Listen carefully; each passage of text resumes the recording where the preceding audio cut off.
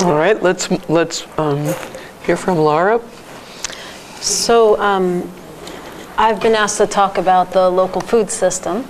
And just a correction, I am a gardener, and I think I'm primarily a gardener, but my work at Fox Hollow Farm is running the biodynamic program for the farm, and I work with the cattle and pastures at Fox Hollow, so the grass-raised beef there.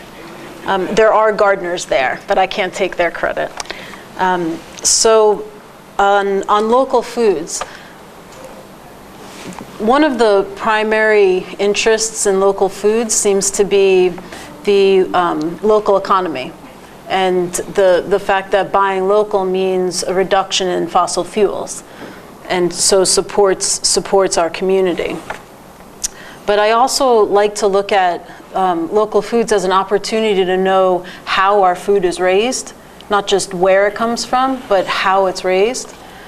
And so to be able to have a connection to those who are producing our foods.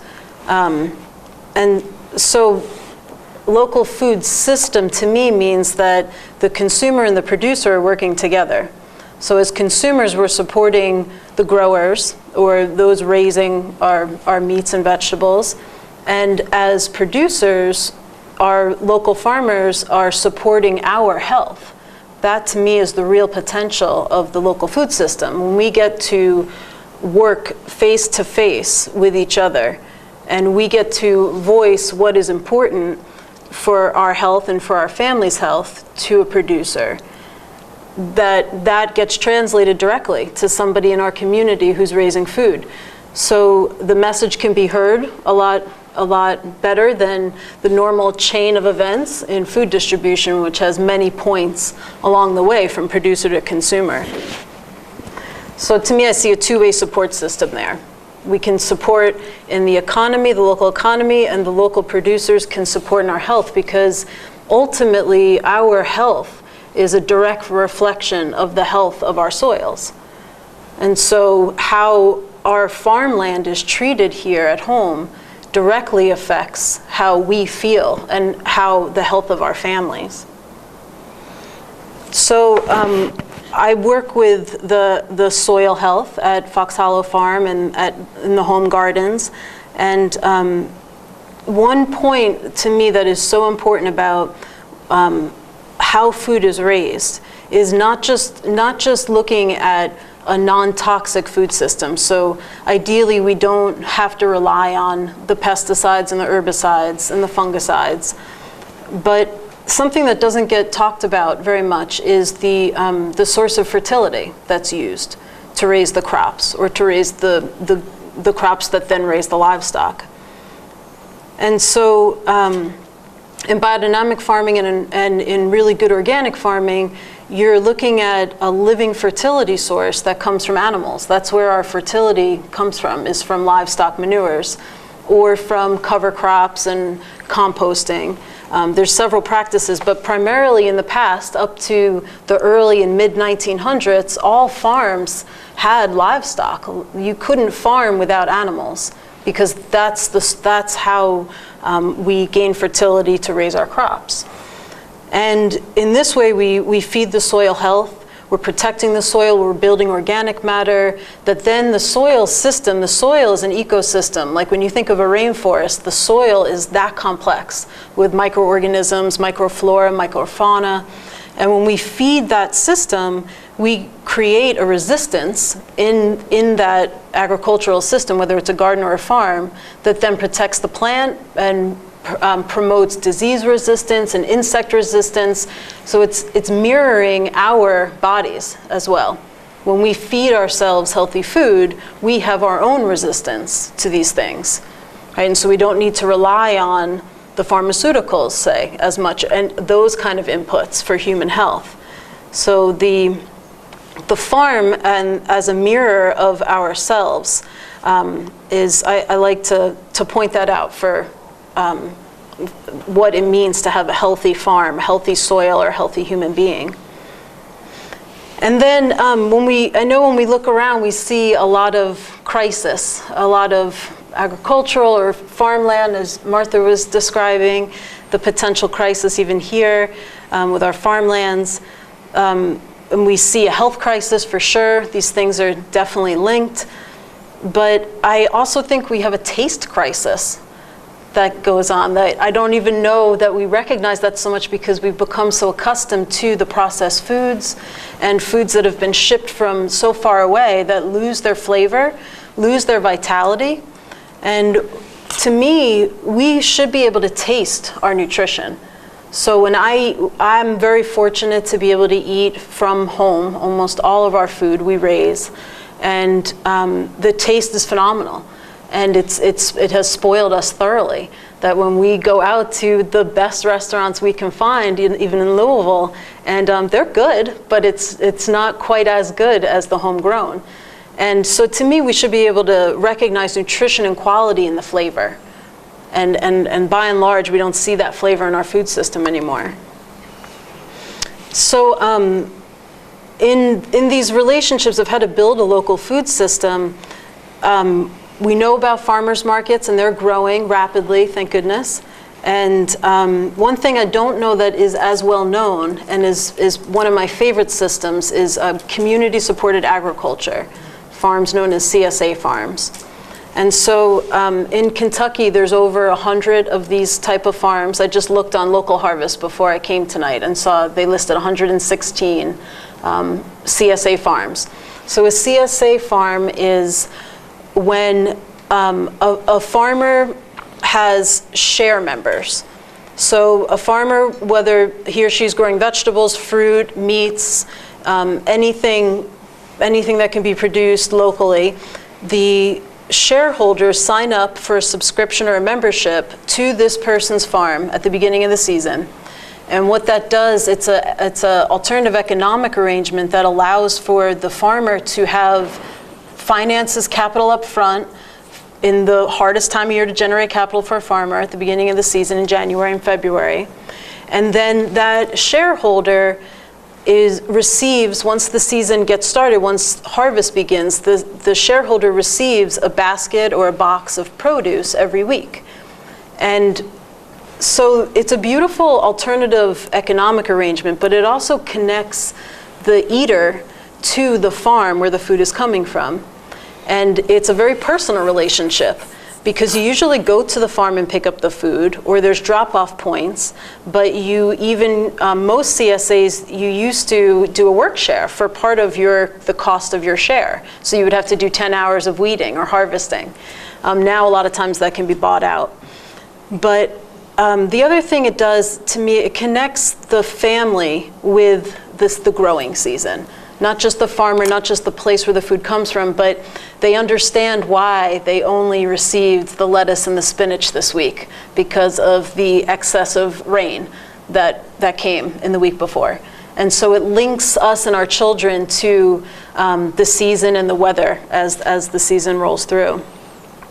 And so all of these things, CSAs, farmers markets, there's cow share programs where you can get your fresh raw milk, and you have to have a personal relationship. You go to the farm and pick up your raw milk, extremely health-giving. And to me, the credibility of being able to look someone in the eye or ask a question and receive an answer, that's the kind of credibility that can build community again, instead of relying on labeling and regulations and these kinds of things. And I'd trust the handshake and the look in the eye a whole lot more myself. I'll just say this one last thing. To me, what Martha described about Kentucky, I don't understand why we have relied on California for our food. Mm-hmm. Kentucky has everything we need, and I'm a new resident to Marion, but I've been in Kentucky for 8 years, and it because of the water and the soils, and like you said, the long seasons. I mean, it's the perfect climate. We raise a lot of food, but we export a lot of it. For, say, our cattle, we do a lot of cow-calf, but not a lot of finishing beef. Things like that, if we could just redesign, to me, this is just a design flaw. We've kind of just been going along with this food system that includes a lot of trucking, a lot of fossil fuels, a whole lot of points in between consumer and producer. And if we can just redesign it, everything we need is here in Kentucky. to grow the truly health-giving food that then we could turn our health around with. So I think that's 10 minutes. Thank you very much, Laura. That was excellent.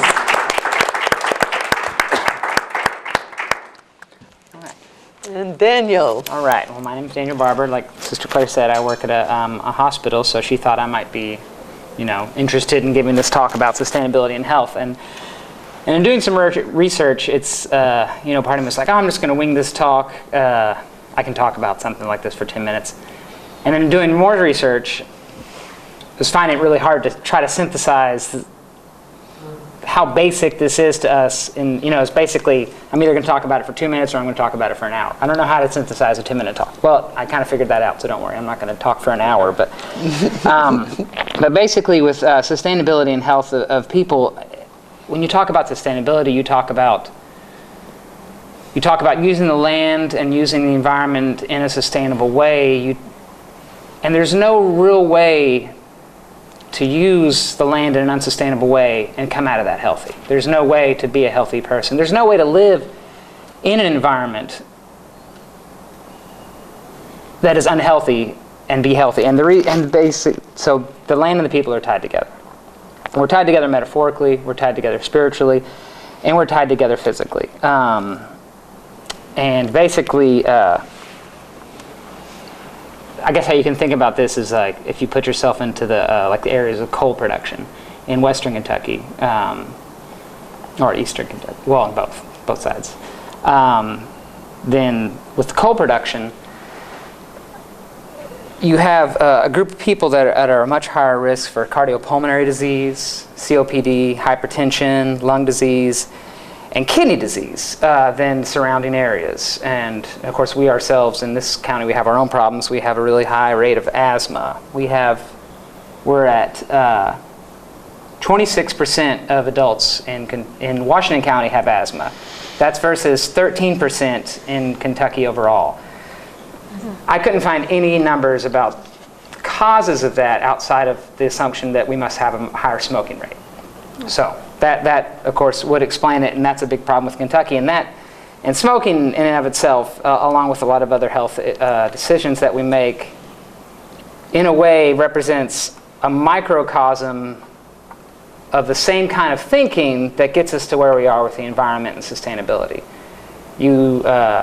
In the macrocosm, we make decisions like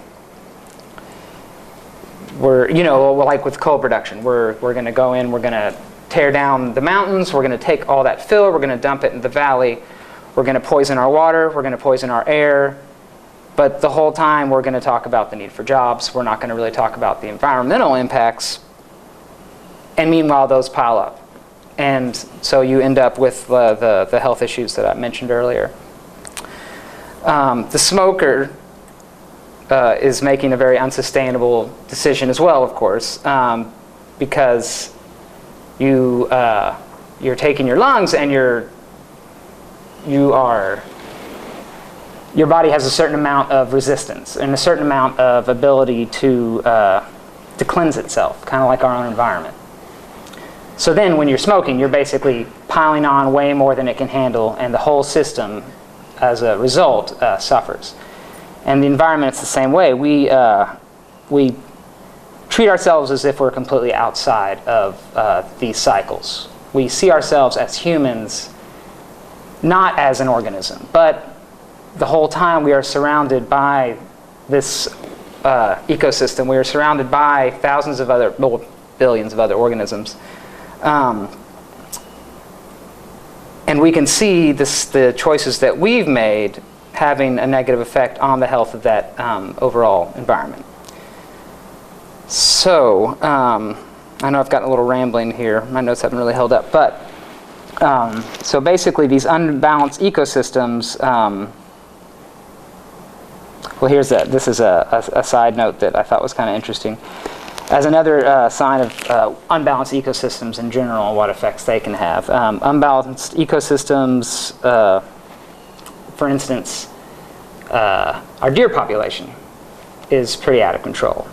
And we don't really think about that in reference to something like sustainability, but basically when we've made decisions about our environment and what we've done to it, and upset the natural order in such a way, the deer population has grown and has basically made the deer the most deadly animal in America. And it's responsible for 150 deaths. And I'm still talking about death, so it's not funny, but you just see like how widespread and how like in so many aspects of our lives, how many choices that we've made are affecting us negatively in regards to this, the sustainability issues. Another issue with sustainability and health for Kentucky and for anyone in general is just healthy nutrition, like Laura was talking about. And one thing I would advocate for everyone, which a lot of you probably already do, is gardening, as far as like a microcosm of a sustainable thing that you can take part in that will help your health and will in itself offer you back an idea of how to more responsibly interact with the environment. So that would be, you know, it gives you a way to interact with the earth processes. It can be meditative, it can also be extremely frustrating. So I can't claim that it's going to solve all your problems, but you're just going to like interact with the environment. But, and it also offers you the freshest produce possible. And the freshest produce possible matters for your health because as food sits out, well, a food that has been engineered for storability and not for flavor is also not really been engineered to be as healthy as it used to be. Vitamin content decreases pretty quickly while food sits on the shelf. So if you can grow your own food, then you're increasing the healthiness of it. And of course, lacking that, getting your food from a local source or local market, a local vendor, is not only going to be a sustainable choice, but it's actually going to be healthier for you. And also a quick note on natural medicines that Sister Claire had asked me to talk about. And I can't claim to know much about natural medicines, but what I can say is that this is something else that you yourself can grow, and these products are synthesized from, well, not synthesized, these products, the natural medicines, have been used by drug companies to synthesize our medicines that we use every day. But then they turn back around and they say there's no efficacy in the use of that plant. And you know, that to me is just kind of, it's funny if you look at it, but so they will then turn around and say that, well, and there's no studies that have been done on this plant and this and that of course is a dead end because there's no money in it for the studies to be done in the first place. So they, but in Europe, they have done a lot more research on natural remedies than we have, and so the information is out there, it's just not really available in the US market. And U.S. companies will tell you that it doesn't exist, but it does. And so I would just like to say that that's another thing that you can do. I'm not advocating you to, you know, fire your doctor and grow everything in your backyard, but I'm just saying like this is an example of another choice that you can make, another thing that you can try that kind of brings you more into the cycle of your own health and more into the cycle of the earth, and it's just a general good choice. Thank you. Thank you, Daniel.